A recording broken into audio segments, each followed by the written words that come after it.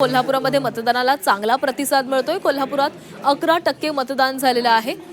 कागल तालुक्यातील लिंगनूर दुमाला इथल्या मतदान केंद्रावरून आढावा घेतलाय आमचे प्रतिनिधी प्रताप नाईक यांनी। मिनी विधानसभाशी ओळख असणाऱ्या जिल्हा परिषद आणि पंचायत समितीच्या निवडणुकीसाठी जोरदार मतदान प्रक्रिया होते।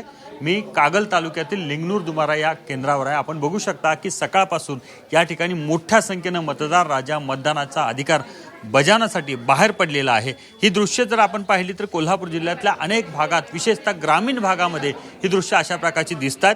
शहरी भाग ज्या ठिकाणी जिल्हा परिषद मतदारसंघ आहे त्या ठिकाणी अशा प्रकारचा उत्स्फूर्त प्रतिसाद दिसत नसला तरी आपण पाहतो की ग्रामीण भागात जोरदार मतदानाची टक्केवारी वाढेल अशा प्रकारचा अंदाज व्यक्त केला जातोय। एकूणच आपण पाहतो की कोल्हापूर जिल्ह्यातील जवळपास 23,40,000 मतदार आपला मतदानाचा अधिकार बजावणार आहेत। एकूणच आपण पाहतो की तब्बल 9 वर्षानंतर या मतदारांना आपला मतदानाचा हक्क बजावता येतोय जिल्हा परिषदेसाठी। त्यामुळे आपण पाहतो की सकाळी 7 वाजल्यापासून खरं तर आपण पाहतो की मतदान जे आहे ते 7:30 ला सुरू झालेलं आहे, पण 7 वाजल्यापासून अशाच प्रकारची दृश्य आपल्याला या ठिकाणी पाहायला मिळतात। एकूणच आपण पाहतो की कागल हे राजकीय विद्यापीठ आहे आणि राजकीय विद्यापीठामध्ये देखील राजकीय ईर्ष्या टोकाची आहे आणि ते सर्व आपण पाहतो की मतदार ज्या पद्धतीने बाहेर पडलाय ती ईर्ष्या कशा प्रकारची आहे हे दिसून येते। एकूणच आपण पाहतो की सर्व ताकद पणाला लावलेली आहे, कारण आपण पाहतोय ज्या विधानसभा मतदारसंघात आपापले जिल्हा परिषद असेल किंवा पंचायत समिती मतदारसंघ येतात त्या ठिकाणी नेत्यांनी प्रतिष्ठा पणाला लावलेली आहे।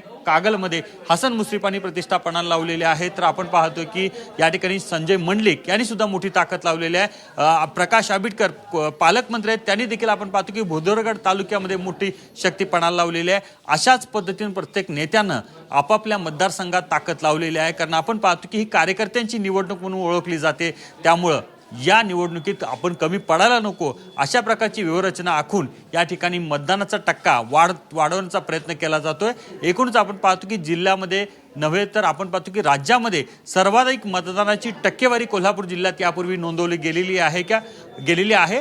तीच टक्केवारी या वेळेला देखील पाहायला मिळते का हे पाहणं महत्त्वाचं आणि औत्सुक्याचं असणार आहे। कॅमेरामॅन मिथुन प्रताप नाईक, जी 24 तास, कागल, कोल्हापूर।